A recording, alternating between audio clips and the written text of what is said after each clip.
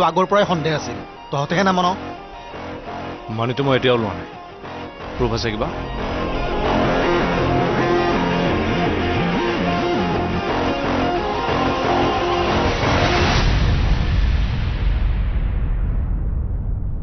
খুৰাই যে অভিনয় কৰি আছে এই কথাটো ডেফিনেটলি ডক্টৰ গৰাকীয়ে জানে আৰু সেই চিঠিখন ক্লিনিকৰে কোনোবাই পঠাব লাগিব সন্মুখলৈতো আহিব ভয়ে কৰে এই সব ঠিকেই কৰি থাকিব পাৰে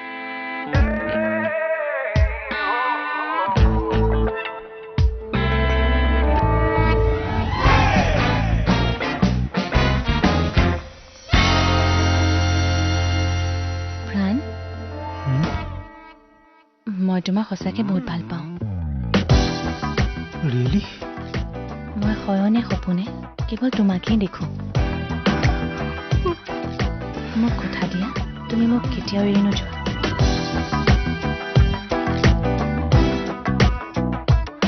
প্ৰমিজ কেতিয়াও নাযাওঁ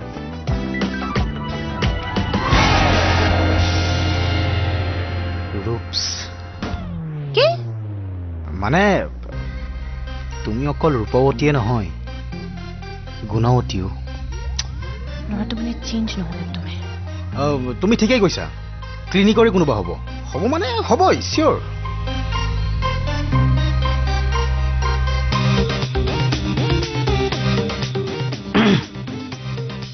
শুনা না মাজে মাজে কৰিবা কি কৰিব লাগে ফোন আৰু হোৱাটছএপত মেছেজ কৰিলেও তুমি ৰিপ্লাই নকৰা মোক চোৱা প্ৰাণ মই তোমাক এই কথাটো আগতেও কৈছোঁ আজিও কওঁ তোমাৰ লগত এই চব কৰিবলৈ মই কথা নাপাতো বাছ কস্তুৰীক বিক্ৰমৰ কথা ইনফৰ্ম কৰিব লাগে সেইকাৰণে কথা পাতো ইমানেই নহয় তুমি বুজা নাই চোৱা কস্তুৰী তোমাৰ ফ্ৰেণ্ড বিক্ৰম মোৰ ফ্ৰেণ্ড গতিকে আমাৰ মাজতো হ'ব পাৰে ন কি কিবা এটা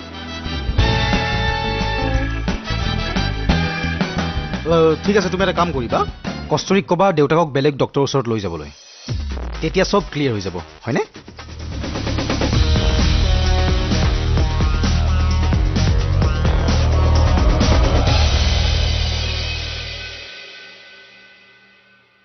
প্লিজ পাপুৰি এনেকুৱা নকৰিবা তুমি কথাটো বুজাচোন প্লিজ কেনেকৈ বুজিম কওকচোন ইমান দিনেতো আপুনি মোক দাবী ধমকিহে দি আহিছে আজি যে এনেকৈ আপুনি মোৰ ওচৰত ৰিকুৱেষ্ট কৰিব সেইটো মই কল্পনাই কৰিব পৰা নাছিলোঁ মই কস্তুৰীক তাইৰ প্ৰাপ্যৰ পৰা কেনেকৈ বঞ্চিত কৰিব পাৰিম তেনেহ'লে কৈ দিওঁ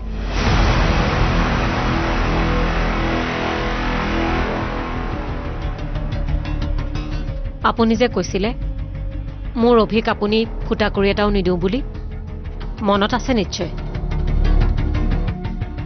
এয়া তাৰেই ফল আপোনালোকে যে কয় ৰিভেঞ্জ সেয়াই হেৰি কৰক সোনকালে আপুনি সম্পত্তিৰ কাগজ পাতিবোৰ ৰেডি কৰক মই যে একেবাৰে অধৈৰ্য হৈ গৈছোঁ জানেনে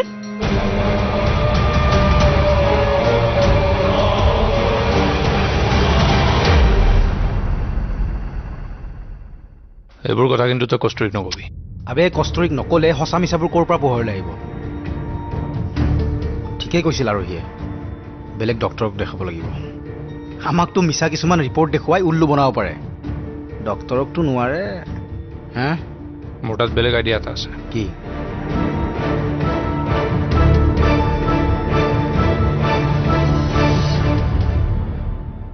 সেইটোতো ভাল কথা তই কেৱল খুৰাকী কথাটো গম পাবলৈ নিদিবি নাপায় নাপায় মই তোক ফটো মাৰি দি আছোঁ ৰ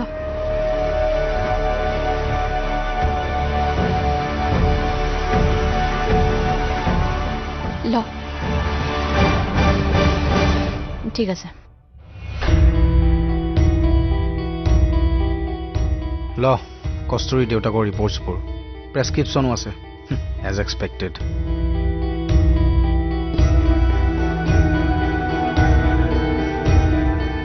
আৰু ইয়ে কি কৈছে কস্তুৰীক বিক্ৰমৰ বোলে ভাল ডক্টৰ এজনৰ লগত চিনাকি আছে সি অলৰেডি কথা পাতিছে খুৰাৰ আগৰ ডক্টৰগৰাকীৰ লগত ট্ৰিটমেণ্ট চলি থাকিব দে, কিন্তু বেলেগৰ লগতো কনচাল্ট কৰাটো ভাল। বিক্ৰমে ঠিকেই কৈছে। এইবোৰ এজন দুজন মানুহক নহয়, ৩-৪জন মানুহক দেখুৱাব লাগিব। যদি কস্তুৰী দেউতাকে সঁচাকৈ মিছা মাতিছে, তেতিয়াহ'লে তেওঁৰ প্ৰতি থকা মোৰ সন্মান অকণমানো নোহোৱা হৈ যাব। অকল তোৰেই নহয়, কস্তুৰীও দেউতাকৰ প্ৰতি সন্মান নোহোৱা হৈ যাব।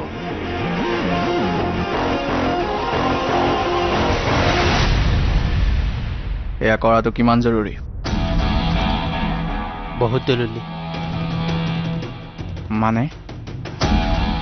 মানে বিক্ৰমৰ ঘৰত গৈ লগ কৰাতকৈ বাহিৰত ক'ৰবাত লগ কৰোঁ। ডাইৰেক্ট শত্ৰুৰ ঘৰত সোমাই যোৱাৰ সাহস তালে তালে নাথাকে। তালকালৰে তিলন্দি হ'ব লাগিব।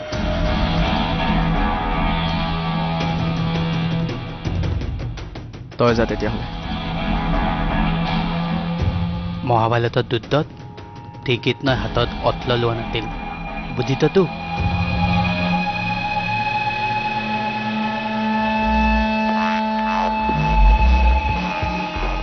ৰহ, তাক দেখাই আছো চিৰঞ্জীৱ কি বস্তু।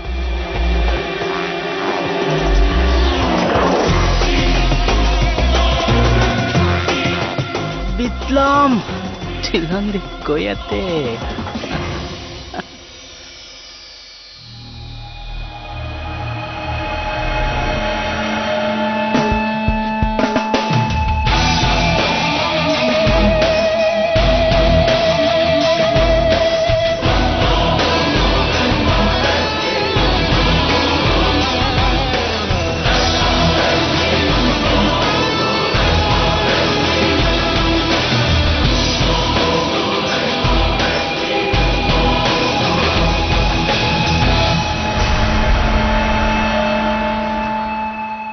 মই 5জনমান ডক্টৰৰ নম্বৰ পঠিয়াইছোঁ, কথা পাতিছোঁ মই অলৰেডি। তই ৰিপৰ্টখিনি সোনকালে দি ল। হ'ব দে।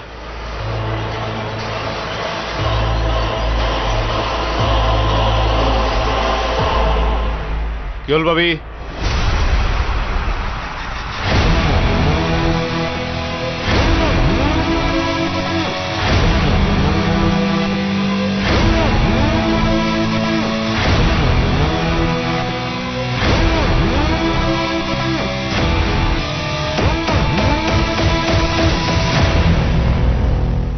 তই ভাবিছ চাগে মই ইয়ালৈ কিয় আহিছোঁ, তাকো অকলে।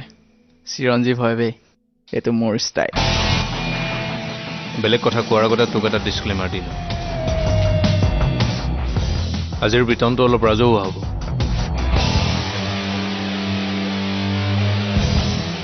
গতিকে কথা কোৱাৰ আগত অলপ চিন্তা কৰি ল'বি। যিমানে মুখ খুলিবি সিমানে পিতন বাঢ়িব। ভাল ডায়লগ দিছ। এক্টিং কৰ নেকি বে? সৰুৰ পৰাই ৱৰ্কশ্বপত দিওঁ, আহিবি কেতিয়াবা। ইয়াক NSD ৱৰ্কশ্বপত লৈ যাবি। কিয় আহিছ ক? চাহ।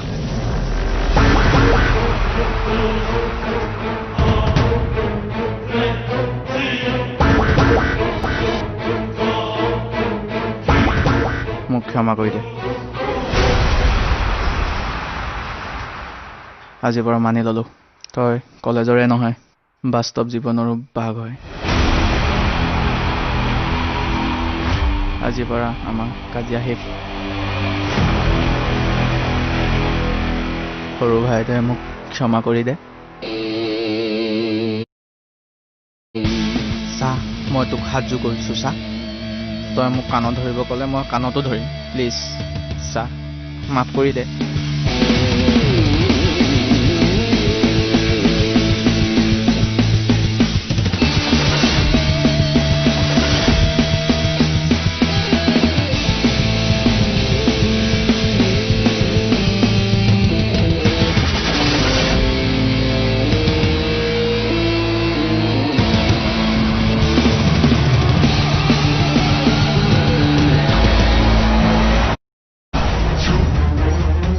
যেনেকৈ ধ্বংস হৈছোঁ,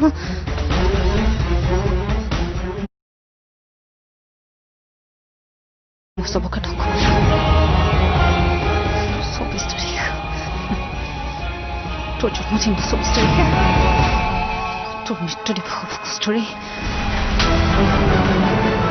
তোৰ মৃত্যু কষ্টুৰি কষ্টুৰি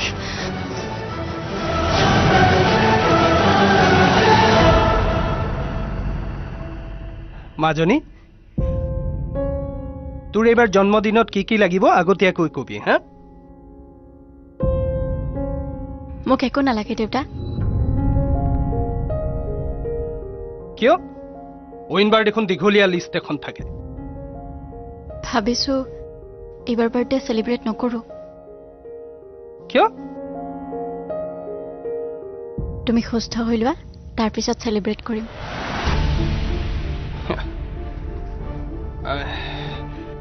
তথাপি কি লাগে তোক কবি হা প্ৰত্যেকবাৰে ল যেতিয়া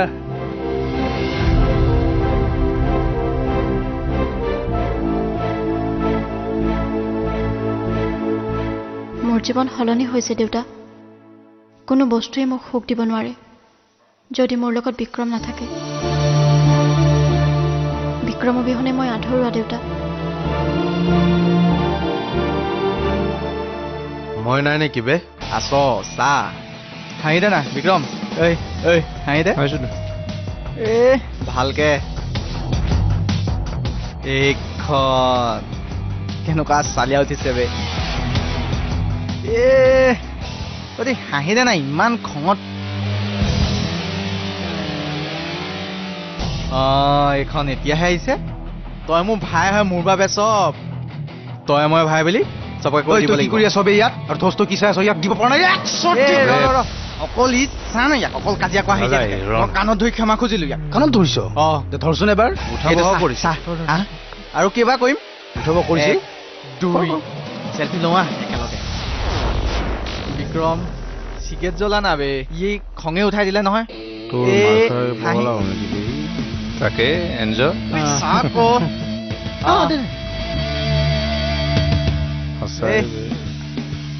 বিক্ৰম ঐ হাঁহি দে আকৌ হাঁহি আছো লৈ হাঁহি আছো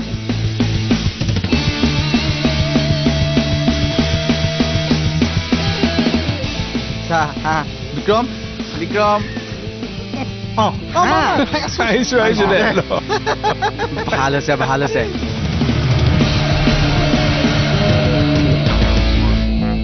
আপুনি একেটা কথাকে কিয় বাৰে বাৰে উনুকিয়াই আছে চাওক ধৰ্মৰাজ যুধিষ্ঠিৰেও মিছা কথা ক'ব লগা হৈছিল ধৰ্ম ৰক্ষাৰ বাবে আমি মানুহে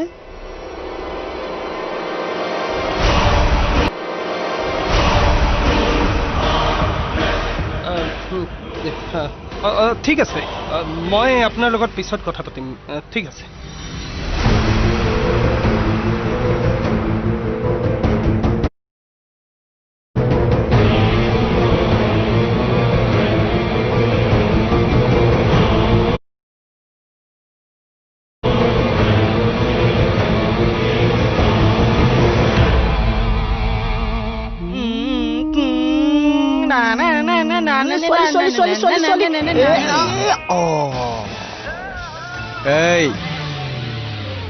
এক্টিং ফালি থৈ আহিছো শ্বাহৰুখ খানো মোৰ ওচৰত লাজ পাই যাব বে মই গম পাওঁ বে তই পাৰিবি আৰে তহঁতৰ নিচিনা বন্ধু থাকিলে কি লাগে মোক কি আইডিয়া দিব বে এনেকুৱা কোন বন্ধু আছে তোৰ ক কাল থাকিব যদি তমতকৈ আগত ভাবিব পালে ঐ শুনচোন বিক্ৰম যদি কিবা নহ'বলগীয়া কিবা হৈ যায় তাক যদি কোনোবাই হত্যা কৰি দিয়ে পুলিচেতো মোকে সন্দেহ কৰিব তাৰ দুশ্মন কেৱল মই তহঁতে কাম এটা কৰ চিৰঞ্জীৱ আৰু বিক্ৰমৰ কাজিয়া শেষ হ'ল বুলি কৈ দে ফোন কৰ চবকে জনা আৰু শুন চিৰঞ্জীৱে বিক্ৰমক ক্ষমা খুজিলে সেইটোও কবি আজিৰ পৰা দুটাই ভাই ভাই জনাই দে হেল্ল' আচ্ছা ব্ৰেকিং নিউজ এটা দি দিবি বিক্ৰম আৰু চিৰঞ্জীৱ আজিৰ পৰা একদম ভাই ভাই আৰু একো জেং নাই কেঁচাই নাই হেল্ল' আচ্ছা তোনটো নেই বিক্ৰমৰ বনীয়েকক তিলনদেৱে বিয়া পাতিব নহয় তাতে তাতে নাই বোলে বনীয়েক বিক্ৰমৰ মৃত্যুৰ দিনা মই কিমান কান্দিম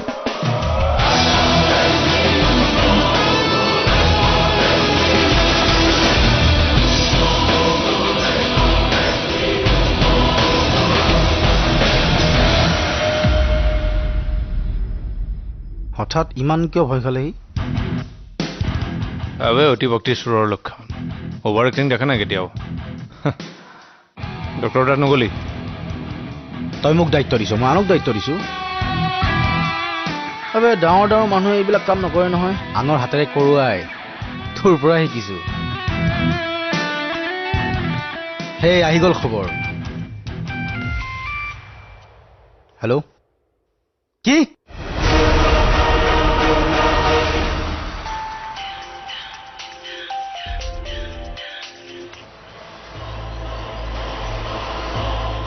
কি